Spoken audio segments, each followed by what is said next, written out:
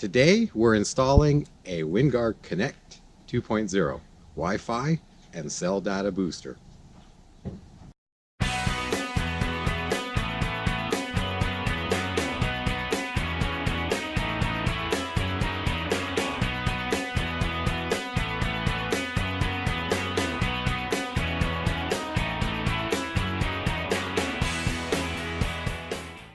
Hello, I'm Christian. And I'm Tracy. And we are Tumbleweed RV Life. We decided to live our dream today and now instead of waiting till tomorrow or someday. So today we're installing the Winegard Kinect 2.0. Here's Cam with Orbit Satellite and Electronics. And he'll be doing the install today, so we'll be taking some footage and maybe do some quick how-tos, but definitely not a thorough instruction tutorial video, but at least you'll get a feel for what's involved. Very simple system to install.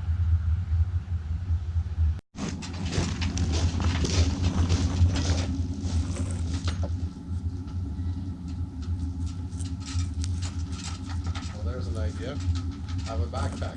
So the first order of business to make sure that we had a safe ladder situation, and also to protect the edge of the camper so that the ladder did not break or damage the roof membrane. Then we needed to figure out where we're going to locate the receiver on the roof. So we decided to put it in the back driver's side corner, away from the air conditioner, so it wouldn't be the signal wouldn't be impeded. Then we needed to figure out where to fish the wire, and that could be different depending on your unit. Some people bring it down the refrigerator vent. We decided to come down the shower vent pipe. It was right near the chase. There was a hollow part in the wall where a lot of the wiring and wiring actually comes down. That's the same location where the solar wiring comes down. And so we decided to go down that chase.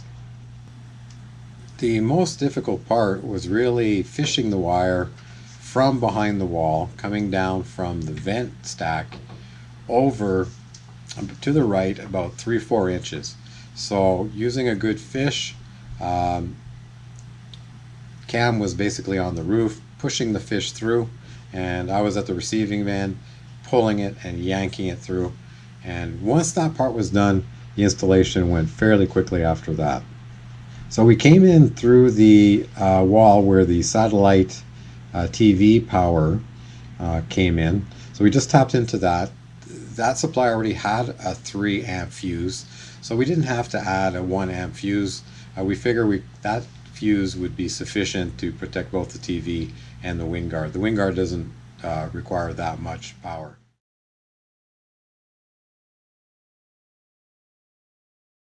Cam is fishing the wire through the vent pipe, and now just terminating all the connections, tying into the 12 volt, and just cleaning up.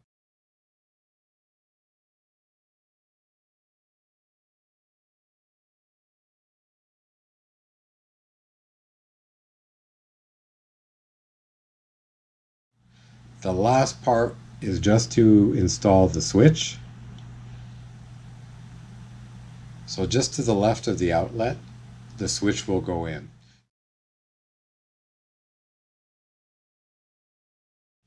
So here's a quick view of the layout, the Winegard, the wiring, the tie-down clips through the vent pipe.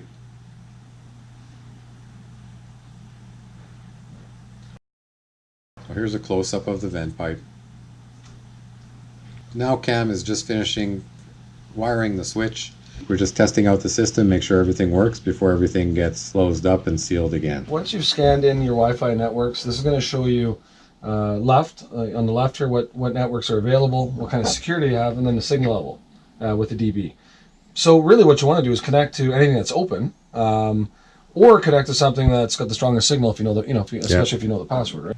So there's a lot of great videos out there, other people who have installed a Winegard 2.0. I'm going to link below a video by Ray from Love Your RV.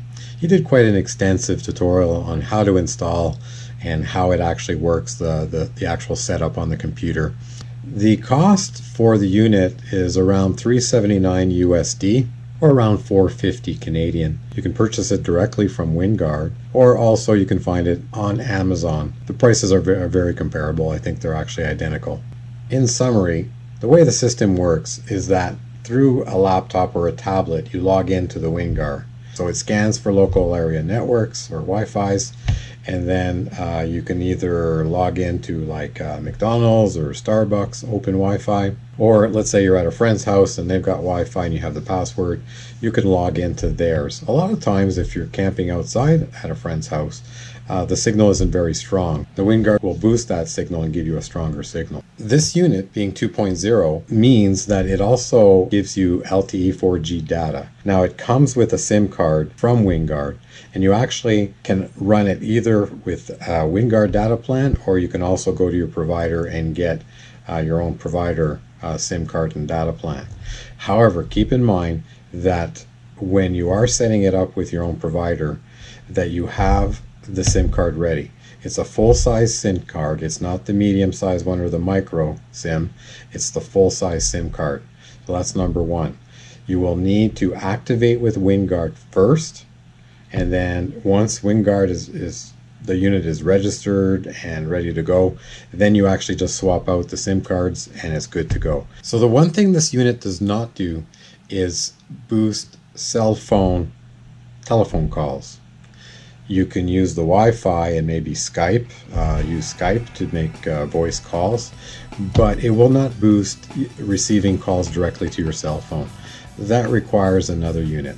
You'll need a cell phone booster for that, and we will be talking about that in the near future. We are going to run the unit on our next trips, and we will let you know what kind of signal boost that we actually get. Let me ask you a question. What do you think of our videos in terms of length? We like keeping them short, under 10 minutes for sure, closer to 5-7 minutes. Would you like to see longer, more extensive, more in-depth videos, or do you like our short and sweet, here's what we're up to, and we refer to other people that have already done extensive how-to tutorials, how to install videos before? Let us know in the comments below. I hope you enjoyed this video. If you did, consider subscribing if you haven't. Hit the bell to be notified of future videos, and we'll catch you on the next one.